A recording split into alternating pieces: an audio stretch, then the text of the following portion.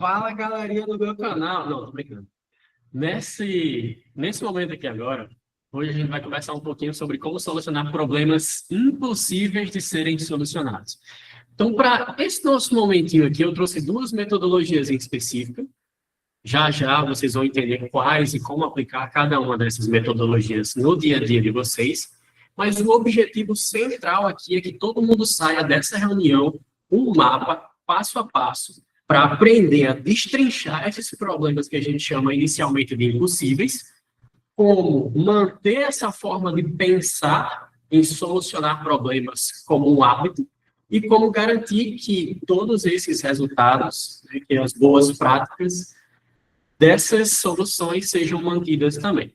Tá? Então, para você que está aí passando por uma situação complicada, né, agora eu vou pedir para você fechar os seus olhos, refletir aí por 10 segundos sobre o principal problema que vocês estão enfrentando nessa semana. Né? O que vocês tiveram essa semana que ainda vai passar para a próxima, vocês não conseguiram ainda uma solução muito clara. Então, vou dar 10 segundos aqui para vocês refletirem nesse problema, para a gente poder ser um pouquinho mais dinâmico e vocês já conseguirem aplicar o que é que eu estou falando aqui enquanto eu estou explicando. Tá? Então, pensem e reflitam nesse problema, e conforme eu for falando, vão tentando encaixar os pontos e colocar algumas coisas em prática antes de eu passar o desafio da semana para vocês. Tá bom? Então, vamos lá. Como solucionar problemas impossíveis de serem solucionados? Aqui para a gente eu trouxe alguns exemplos de problemas que podem ser considerados impossíveis inicialmente, só para a gente poder refrescar um pouquinho a cabeça e entender mais ou menos o que é que um consenso comum pode ser considerado um problema impossível. Então, aqui eu destaquei queda brusca de vendas do absoluto nada. Gosta não, né? Mas tem o costume de ver em alguns dos nossos parceiros. Taxa de conversão caiu, o custo por lead caiu, o cadastro do CRM está completamente errado, está no lugar errado, do jeito errado, na hora errada, está tudo incorreto. Então, eu trouxe esses exemplos aqui mais para a gente poder fazer uma pequena ambientação do que é que são esses problemas, o que é que podem vir a ser, digamos assim, categorizados como problemas impossíveis. Tá? Então, 3 exemplos bem práticos, só para vocês esquentarem um pouquinho a cabeça. Com isso em mente, por que que você trava diante de um problema, de um desafio grande como esse, né? Inicialmente impossível de ser solucionado? Tem 2 motivos principais. Primeiro, dados insuficientes ou mal analisados. Então, ou você não tem o conhecimento necessário, ou você não tem a informação necessária. No caso de uma campanha, por exemplo, por que que os leads começaram a ficar caros? Será que é por causa da região? Será que é por causa da concorrência? Será que é o criativo que eu estou usando? Então, para a gente poder começar a validar essas hipóteses, e aí já já vou passar o framework para vocês entenderem como é que a gente pode realmente trazer hipóteses à tona, entender quais dessas hipóteses que fazem mais sentido. Esse aqui é um dos principais motivos pelos quais a gente não consegue sair do lugar, a gente trava no momento. Putz, CPL é tenso, né? Por que que isso está acontecendo? Não sei. Aí a gente fica, meu Deus do céu, será que é isso? Será que é aquilo? E será que é isso? E fica só no mundo do será e não sai do lugar. Um dos outros motivos para a gente não conseguir se mexer e sair dessa inércia seria colocar a carroça na frente dos bois. Então a gente já imagina, já bate o martelo, escreve em pedra, em papiro, que é aquilo. Por exemplo, vamos pegar o caso de campanhas com CPL e carro. Então, você colocou uma única hipótese na sua cabeça e você escreveu em pedra de que o problema é porque é a região do cara que não presta. Não, é a região, é a concorrência, e você fica centrado nisso. Então, você está colocando a carroça na frente dos bois. Porque antes de você entender qual que é o problema raiz de verdade, você já está querendo colocar uma justificativa nisso. E como a gente fala por aqui, quem é bom em dar justificativas não é bom em mais nada. Então, antes da gente colocar a nossa cara e fechar os olhos para todas as outras possibilidades, respira um pouquinho, vamos parar, vamos pensar, vamos analisar, será que é só isso? Será que essa minha hipótese realmente faz sentido? Se sim, como é que eu posso validar ela? Tá? Então, isso que a gente vai conversar agora.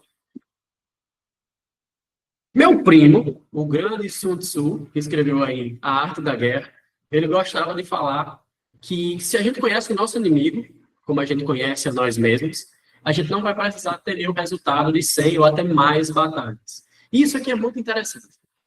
Entendam o seu inimigo, não, no caso dele, era sempre pessoas, né? Generais, exércitos de outras nações, mas aqui entendam o inimigo como um problema impossível, tá?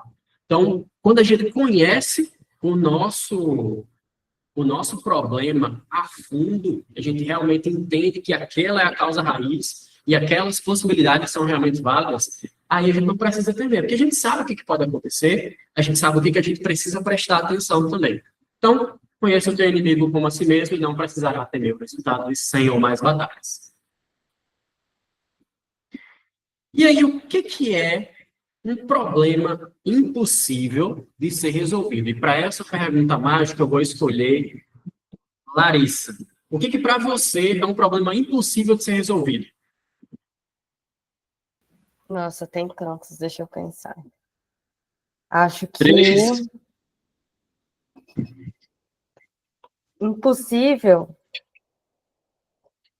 É. Ai. Que- que- Eu não sei, eu não vejo como impossível, a não ser o que o Wesley deu spoiler ali. Eu não queria usar o que ele falou. Que eu não vejo outra coisa mais impossível do que isso. Tranquilo. Mas, basicamente, os problemas impossíveis, eles são uma mistura de todos esses elementos que a gente já conversou. A gente não tem informações, a gente não sabe como proceder, a gente não tem ideia do que precisa ser feito para a gente poder, pelo menos, entender qual é a causa raiz. Então, basicamente, são aqueles problemas mal definidos, como diria o grandíssimo Vicente Falcone. Que não existe esse problema impossível. Existe um problema que ele é mal definido para a gente poder traçar o nosso plano de ação. Inclusive, uma das metodologias que eu vou mostrar aqui para vocês é do próprio Vicente Falcone também, tá? Então, levem esse ensinamento para casa. Se vocês não conseguirem entender mais nada, para mim, se vocês entenderem a fundo a essência dessa frase, é o suficiente.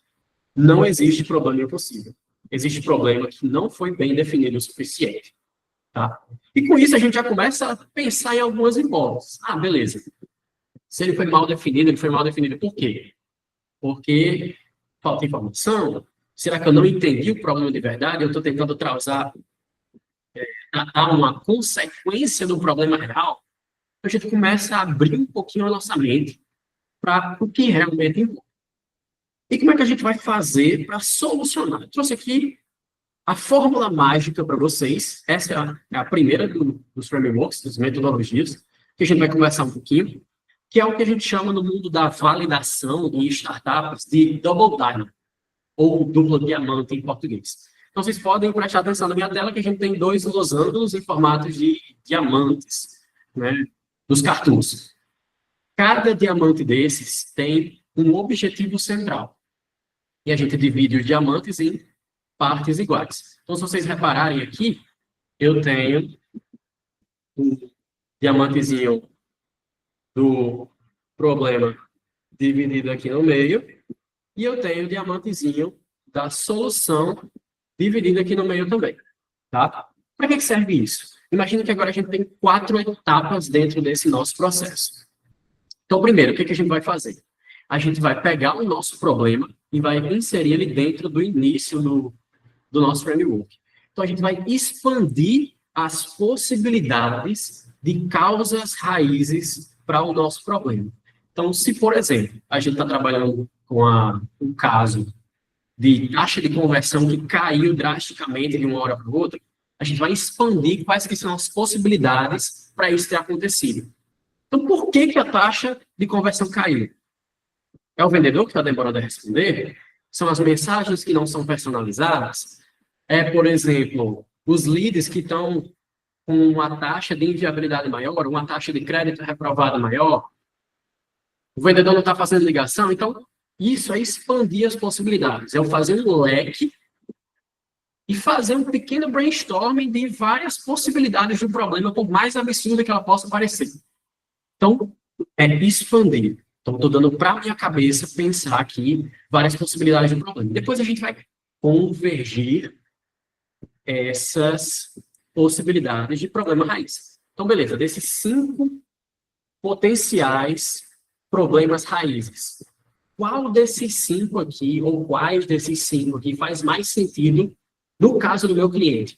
Então, por exemplo, vamos supor que o vendedor não está fazendo ligações. Ah, beleza. Então, vou escolher primeiro essa hipótese, e aí eu vou expandir novamente, mas dessa forma, para soluções. Então, beleza. Vamos pegar a hipótese de que o vendedor ele não está ligando. Como é que eu posso trazer potenciais soluções para esse aqui? O vendedor não está ligando porque problema com a discadora. Então, como é que a gente pode resolver? Ah, ele pode ligar do WhatsApp. Ele pode comprar um outro chip, a empresa pode disponibilizar uma outra discadora. Então, a gente vai expandindo o leque de soluções. E aí, assim como a gente fez com o problema, a gente também vai fazer aqui com as possibilidades de soluções. A gente vai convergir e elencar uma única possibilidade que é viável e pode ser prototipável, digamos assim. Então, qual que é dessas possibilidades de solução que eu escolhi aqui, a que é mais fácil de eu testar se vai solucionar o meu problema real ou não? Então, vamos dizer que é, por exemplo, ligar pelo WhatsApp. Pronto. A gente tem uma possibilidade de solução pronta para ser executada e pronta para ser validada. Tá? E com isso aqui, a gente já consegue meio que tirar o nosso problema de um embaralhado e a gente começa a ver um fino de clareza nos nossos pensamentos. Então, antes, no processo, a gente estava aqui, cheio de ideias, cheio de possibilidades de problema, possibilidades de soluções que a gente nem sabia se realmente fazia sentido. E aí, conforme a gente vai convergindo e divergindo, a gente vai ganhando clareza dos nossos pensamentos. Então, a gente só precisa se preocupar com uma única linha de pensamento. E assim a gente consegue sair do lugar, sair da inércia, de começar a agir para resolver o problema. E aí, mesmo que lá na frente dê errado, pelo menos é uma hipótese que você já testou e você sabe que não pode repetir. Como a gente já elencou várias outras possibilidades de solução, então não tem problema, é só pegar uma outra possibilidade, eu já tive meio caminho andado, é só testar uma nova opção. Então essa é a ideia principal, é a gente começar a abrir as possibilidades e convergir para o que é mais viável e mais prototipável, aplicável no nosso dia a dia. Tá? Então, com essa clareza de pensamentos, como é que a gente faz disso um padrão? Tem 2 possibilidades aqui, tá? E aí eu vou pegar a possibilidade de vocês utilizarem o duplo diamante como uma metodologia para exploração e resolução de problemas, como também para caso vocês descubram o que é o problema do caso, né? Por exemplo, descobrir por que a taxa de conversão diminuiu. Como é que a gente faz para reverter a situação e manter isso como um padrão? Tá? Então dá para a gente aplicar nesses 2 formatos também. Para a gente tornar isso um padrão, eu vou, mais uma vez, puxar a sardinha do nosso amigo Vicente com essa metodologia que ele chamou carinhosamente de PDCA, tá? Que consiste basicamente em já agir, checar e, mais uma vez, agir. Então, o que acontece nisso aqui? Depois que eu descobri lá qual que é a causa raiz, a verdadeira causa raiz do meu problema, não as consequências do problema, mas depois que eu descobri a causa raiz, que eu identifiquei qual que é a melhor, mais prática e mais fácil possibilidade de solução, eu vou planejar como é que eu vou executar isso. Então, se, por exemplo, o vendedor começar a fazer ligações pelo WhatsApp, beleza, como é que ele vai organizar quais ligações ele vai fazer primeiro, se ele precisa elencar uma ordem de prioridade com os clientes que estão mais quentes, como é que ele vai fazer as recuperações dos leads dos dias anteriores, se ele precisa também elencar uma data de prioridade, enfim. Então, ele vai planejar como é que ele vai executar aquela possibilidade de solução. Com o plano feito, a gente vai partir para a ação, que é onde a gente entra nessa parte do do. E conforme a gente vai fazendo, a gente vai também checando, aí vai validando se essa potencial solução que a gente afunilou, digamos assim, ela realmente é tão viável e tão eficiente quanto a gente imaginou anteriormente. Então, por exemplo, digamos que eu escolhi ligar para o WhatsApp. O cara tá ligando lá, ele tá checando, tá monitorando pela planilha, organizando direitinho no PA dele. Chegou no meio da semana, ele percebeu que é uma carga muito grande de trabalho. Então, a gente faz uma checagem e começa a entender, beleza, isso aqui está quebrando o galho, mas isso realmente resolve o problema? É eficiente o suficiente quanto a gente imaginava? Sim ou não? E de acordo com essa resposta, a gente vai agir, seja para manter o bom resultado, né? Se na nossa checagem a gente perceber que a potencial solução ela foi boa, então como é que a gente pode tornar isso um padrão, uma atividade corriqueira da rotina do cara? Se na checagem a gente entender que não foi uma solução muito boa, como é que a gente pode pegar uma nova possibilidade e colocar ela em ação? Então a gente repete aqui o nosso ciclo. A gente planeja, executa um pouco, faz a checagem, entende se faz sentido manter ou não. Se fizer sentido, continua. Se não fizer, troca o plano. Tá? Então, é basicamente esse o modelo de padronização de bons resultados que o Vicente Falcone prega no livro Verdadeiro Poder também, que é o livro que a gente está lendo junto com os imediatos, nos fóruns. Tá? Então, é uma metodologia muito legal. Depois eu vou passar para vocês esse slide e uma documentação mais explicativa de cada uma dessas metodologias para vocês conseguirem aplicar elas com mais eficiência no dia a dia, tá? Mas o ponto principal é a gente conseguir unir o melhor dos dois grupos. A gente utilizar o duplo diamante para pensar em possibilidades fora da caixinha, às vezes que a gente nunca ia pensar antes, conseguir validar os nossos problemas, né, as nossas causas raízes, como também as possibilidades de solução. E aí, como é que a gente junta tudo isso? Duplo diamante, para identificar isso, e aí é importante, no momento em que a gente está fazendo os afunilamentos, né, as convergências, para identificar qual que é o real problema raiz, ou qual que é a solução mais eficiente naquele primeiro momento, a gente fazer pesquisas, por exemplo. Então, no mundo das startups, a gente faz bastante disso. Pensei em uma potencial solução, mas será que essa solução ela resolve o problema do meu cliente? Não sei. Então vou lá, vou ligar para ele e vou perguntar, fulano, a gente está pensando em fazer isso, isso e isso. Você acredita que isso realmente resolve o seu problema numa escala de 0 a 10, por exemplo?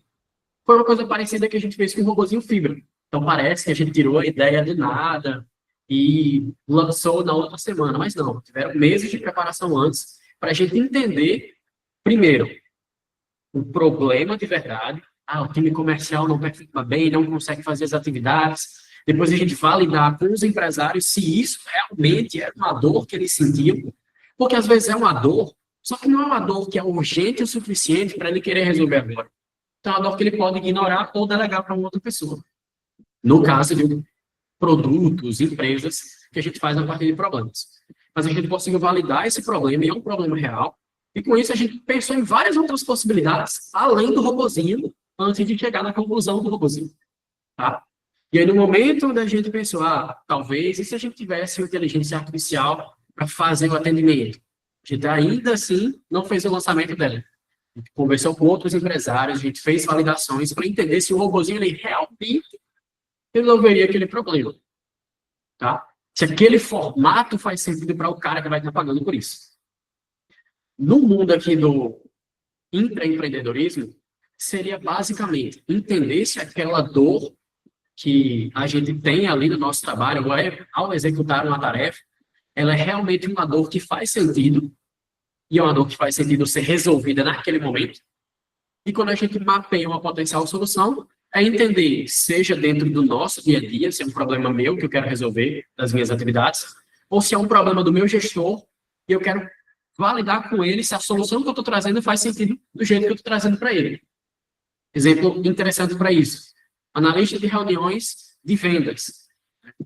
É uma coisa que eu já venho montando com o Danilson, com o Wesley há um tempinho, e agora a gente está numa fase onde a gente vai validar o jeito que essa IA ela vai entregar a análise da reunião.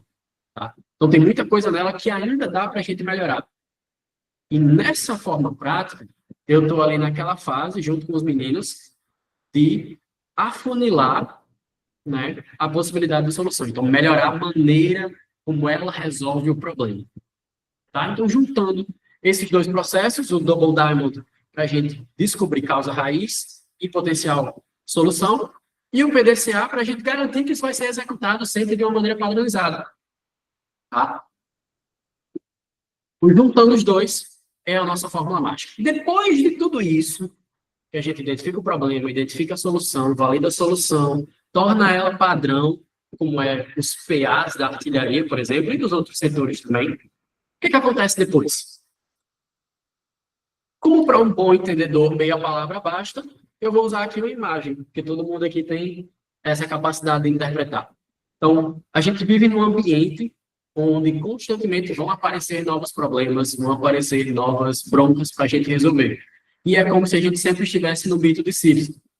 Para quem não sabe, o Sísifo, esse cara aqui era um malandro, que ele enganou a morte 2 vezes, e por causa disso ele foi castigado por Zeus a elevar essa pedra até o topo da montanha mais alta da Grécia, e todos os dias ele tinha que fazer isso, porque no final do dia essa rocha gigantesca descia até o final da montanha. E aí, quando ele acordava, ele tinha que empurrar ela lá no topo de novo. Então, é mais ou menos isso o nosso dia a dia, tanto de pessoas que trabalham no digital, como também dos empresários, é resolver problema. Então, todo dia a gente tem que empurrar a pedra do mito de Sísifo. Nós somos o próprio Sísifo do mito. Então, todo dia a gente tem que acordar, tem que pegar um problema novo, empurrar ele até lá no topo para poder resolver, para no outro dia a gente acordar e receber um novo problema nas costas para poder resolver e repetir esse ciclo mais uma vez.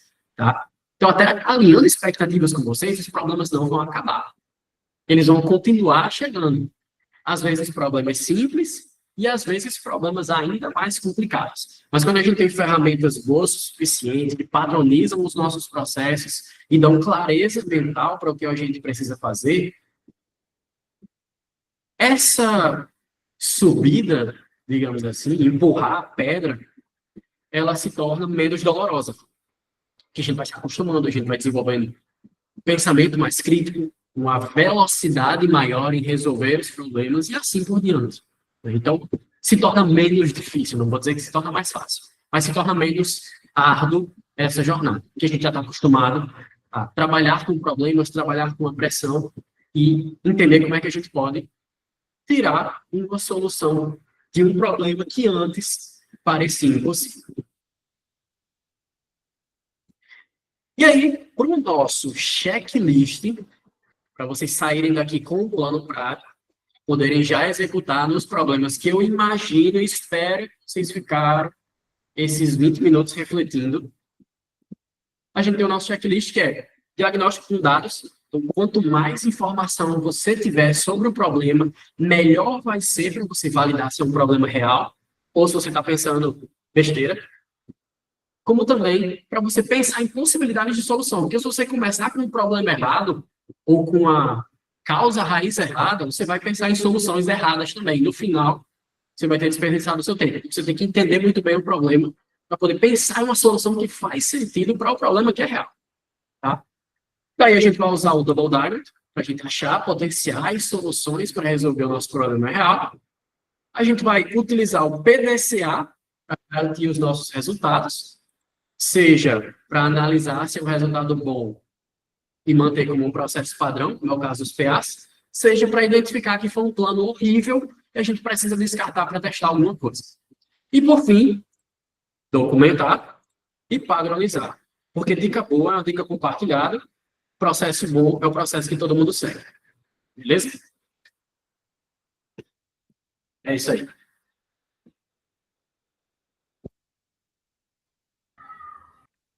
Fala. Queria te parabenizar pela apresentação, gostei muito, inclusive a metodologia que você usou para puxar todo mundo, acho que foi muito boa. E eu queria te perguntar, o que na sua opinião, qual etapa, na verdade, você acha que as pessoas mais negligenciam, né? Tipo assim, qual parte dessa metodologia que você acha que a gente vai ter mais dificuldade na hora de atuar nessa resolução? no Double Diamond ali em uma dessas duas partes ou alguma das etapas do PDCA? Excelente pergunta, Virgínia.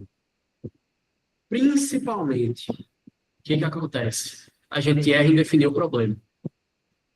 A gente está acostumado a não pensar de forma tão crítica quando a gente encontra um desses problemas impossíveis. Então, o que a gente está acostumado a fazer? Putz, a taxa de conversão está baixa, então vou pensar em uma solução rápida para resolver o problema rápido. Só que, às vezes, pensar rápido demais não é a solução. E aí a gente pega e, ao invés de tratar a causa raiz, a gente começa a tratar uma das consequências dela. Tá? Então, imagina que, por exemplo, você está pegando uma gripe com muita frequência e aí você está querendo curar a gripe com... Eu não lembro de remédio de gripe agora de cabeça, mas vamos dizer que é uma dipirona. Você está querendo tomar dipirona o tempo inteiro. Quando, na verdade, você está pegando gripe... Porra, tchau. Quando, na verdade, você está pegando gripe porque a sua deficiência em vitamina C é baixa, você não dorme direito, você não come o que presta, entendeu? Então, às vezes, a gente está olhando muito comumente para o problema errado. A gente está tratando a consequência e não a causa raiz. Se, por exemplo, você dormisse mais ou menos 6 a 7 horas por dia, evitasse comer comida junk food, né? Comida, digamos assim, fora de uma dieta saudável, comida suja, digamos assim. Se você ingerisse mais vitamina D, mais nutrientes, enfim, tudo isso, no final, ia acarretar em uma maior imunidade no seu corpo. Se você tem mais imunidade, você resolve o seu problema, que é a gripe. Então, a gripe nada mais é do que uma consequência da causa raiz. Então, é principalmente aí onde a gente sempre erra. E a gente inclui a minha pessoa também, que precisa de muito autoconhecimento e muita, digamos assim, humildade para você perceber que você está errando no próprio problema. Você reconhecer que você precisa voltar atrás. Não, peguei um problema aqui que não é isso aqui de verdade. Eu estou deixando passar alguma coisa pelos meus olhos. Mas voltar, reconhecer que a gente não pensou no que é o problema de verdade, para a gente poder seguir em frente com o fluxo. Boa. Eu acho que isso atrapalha depois lá na frente, na hora de medir as soluções também, né? Porque aí você junta um monte de causa e não sabe o que é que faz com isso. Perfeito, exatamente. Porque a sua solução ela vai ficar muito enviesada de acordo com o problema que você descobriu. Então, se você descobriu o problema errado, a solução vai ser errada também, porque ela é baseada no problema. Isso mesmo. Manda aí, Wellington.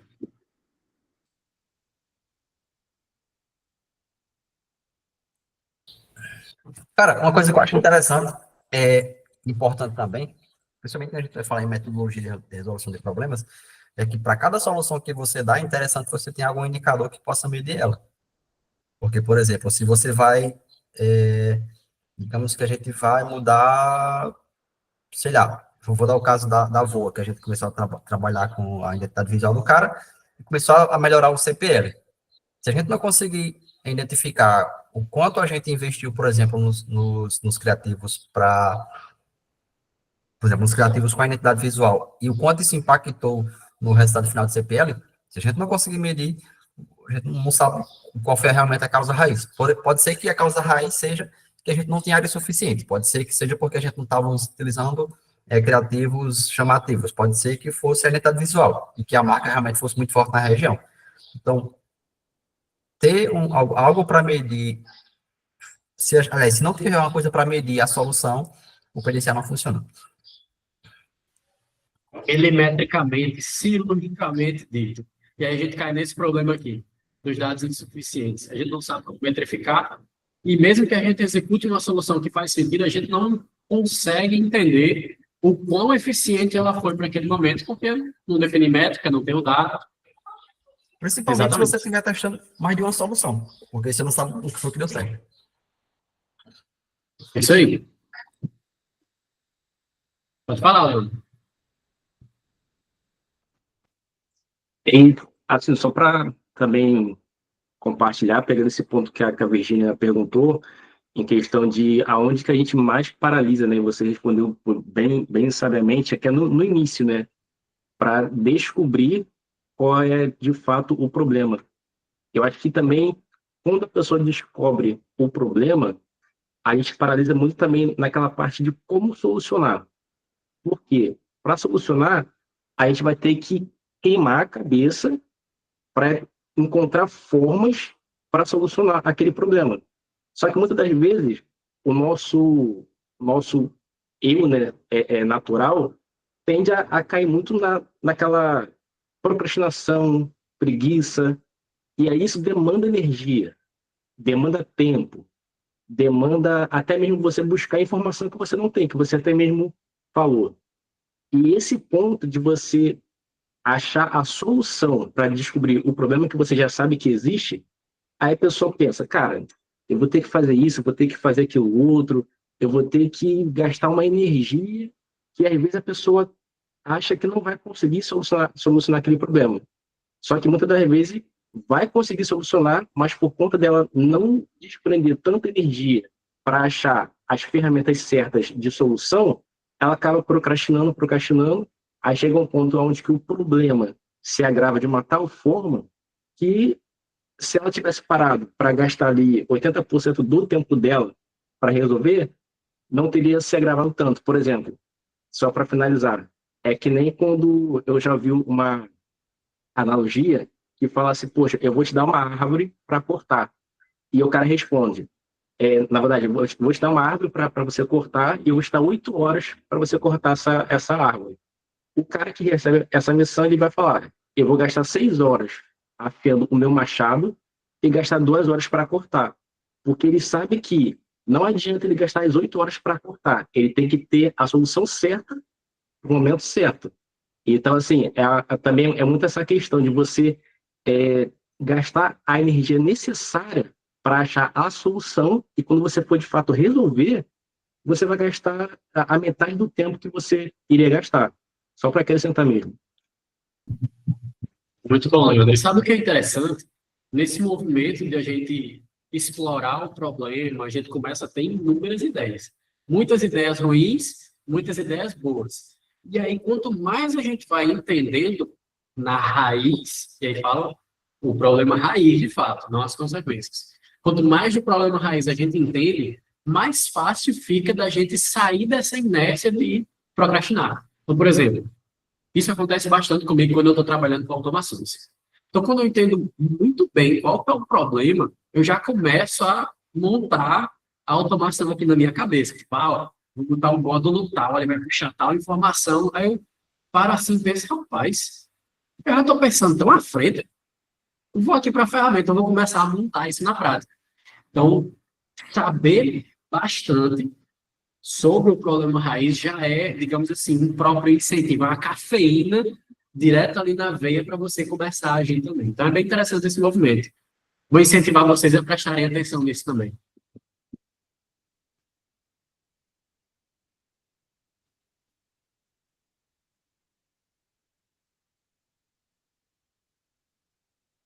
Mais alguém? Vale agora o cálice para sempre.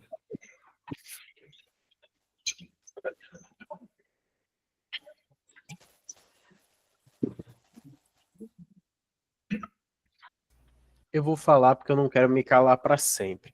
Mas vamos levar isso para um contexto de vivência mesmo, para que a gente possa levar algo que a gente aplique na prática. Você, como um artilheiro, um ex-artilheiro ali na artilharia na linha de frente, você sabe o quanto como é que eu posso dizer? A gente fica muito saturado, a cabeça da gente fica muito saturada durante a maior parte do dia, enquanto a gente está ali trabalhando. E eu acredito que essa metodologia de solução de problemas impossíveis, ela é sim muito eficaz, mas eu acredito que isso também despende da gente muita concentração, porque tem aquela parada de você estar com a cabeça limpa, para você poder fazer esse brainstorming de problemas específicos e quais soluções você pode fazer, quais causas daquele problema podem surgir. Como é que você aplicaria isso na prática, em um contexto muito frenético, em que você tem um tempo limitado e você tem possíveis muitos problemas ao mesmo tempo para você resolver? Excelente pergunta. Vou parafrasear o Wesley. Me corrija se a frase não estiver exatamente do jeito que você me falou. Mas meu entendimento é o seguinte: quando a gente tem no nosso colo uma missão que a gente escolheu, a gente se prepara para ela. Quando a gente tem uma missão que nos foi dada, a gente pede ajuda. Então, por exemplo, nem todos os problemas você vai conseguir resolver sozinho utilizando isso aqui. Pode ser que você encontre uma solução interessante, bacana, pode sim, muito provável. Só que nem sempre vai ser o suficiente. É tanto que esses brainstorms aqui, tanto das possibilidades de problema quanto das possibilidades de solução, eles são feitos em grupo. Porque o que acontece? O nosso intelecto, ele é muito limitado a pensar de forma enviesada com o que tem na nossa cabeça agora. Então, eu começo a dar algumas ideias muito parecidas, uma atrás da outra. Quando você tem pessoas diferentes que pensam de formas diferentes, cada um dá uma ideia de acordo com um ângulo diferente, e aí a sua visão vai se tornar menos enviesada, porque você começa a utilizar as sugestões de outras pessoas como base para trazer novas. Por exemplo,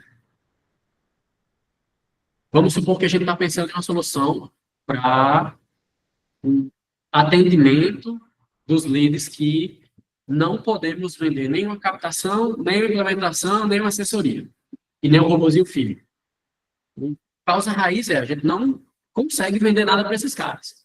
Então, a gente vai pensar aqui em potenciais soluções que poderiam ser a gente descartar esses leads, poderia ser uma potencial solução, a gente guardar essa base e educar para alguma coisa no futuro, a gente montar algum produto, por exemplo, PHP digital, e um processo de venda para esse pessoal. Então, como é que a gente consegue soluções? Então, eu vou sugerir uma coisa, Wesley faz outra sugestão, Breno sugere outra coisa, Leandro sugere outra coisa, você sugere outra coisa.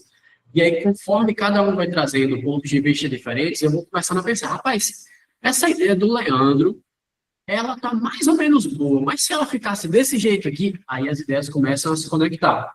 Então, você começa a pensar em novas ideias com base nas ideias que outras pessoas trouxeram e também melhorar ideias que já estão na mesa. Então, essa ideia aqui, Leandro, é interessante, só que ela pode ser resolvida de uma forma mais fácil, desse jeito aqui, porque eu já testei antes. Tá? Então, o brainstorming, idealmente, a gente nunca faz sozinho. A gente sempre pede ajuda para que outras pessoas consigam dar um ponto de vista diferente. É a mesma coisa do TCC. Você é o principal responsável por escrever o TCC e deixar ele do jeito perfeito para apresentar, o básico perfeito. Só que vai chegar um momento que você está lendo o mesmo texto tantas vezes que você não consegue mais ver onde tem para corrigir. E aí você precisa de uma outra pessoa, e é por isso que a gente tem orientador, a gente tem banca, a gente tem outros professores da área. Então, quanto mais pessoas de fora você puder trazer para lhe ajudar a trazer novos pontos de vista para o seu problema ou para a sua solução, melhor, porque você vai lapidando as suas ideias. Então, esse é o ponto principal. Impecável. Congratulations. You're welcome. A gente esquece de que pedir ajuda é uma ferramenta maravilhosa, né? Como desculpa, às vezes a gente diz, é porque eu não quero incomodar. O egoísmo da pessoa é tão grande e acha que vai incomodar alguém por fazer uma pergunta, tá ligado? Não, mas é porque quando eu pergunto a pessoa não me responde. E quem é você para a pessoa lhe responder na hora que você quer? A pessoa não se coloca na posição de perguntador, pô, que é, me responde. Aí a pessoa não responde, aí você vai lá e faz. Pô, me ajuda com isso aqui. Eu sei que você está ocupado, mas eu preciso muito da sua ajuda. Deixa eu te ligar. A pessoa hoje nem se esforça para conseguir a atenção que precisa, velho. Não, é porque... Aí dá meio desculpa, né? Não, é porque fulano é ocupado. Velho, me perdoem a palavra, mas como o Mark Ruffalo colocou isso no título dele, Caio Carneiro tem até um podcast com isso. Galera, quando vocês querem resolver uma parada, o resto que se lasque, sabe? Quer dizer que se foda, né? Se foda pra lá, meu amigo. Você vai atrás da informação que você quer, mano.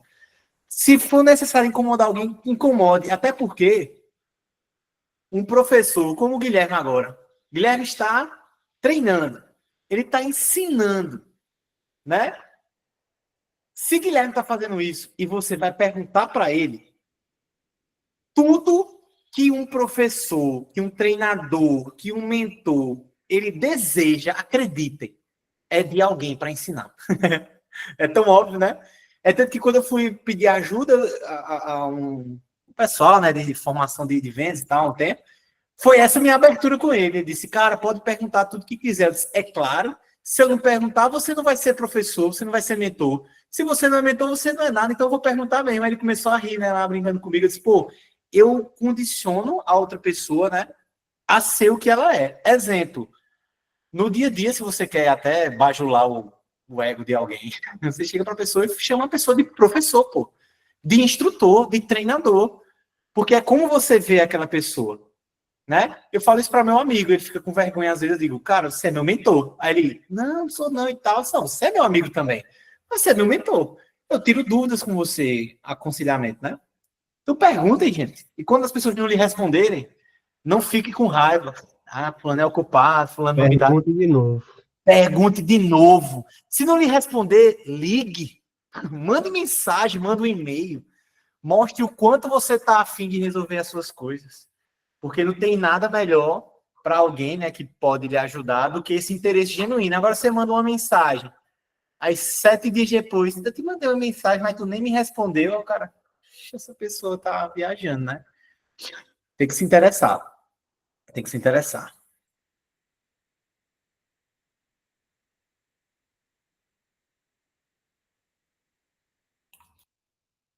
Tem mais alguma pergunta para o Guilherme, pessoal? Gostaram do treinamento de Guilherme sobre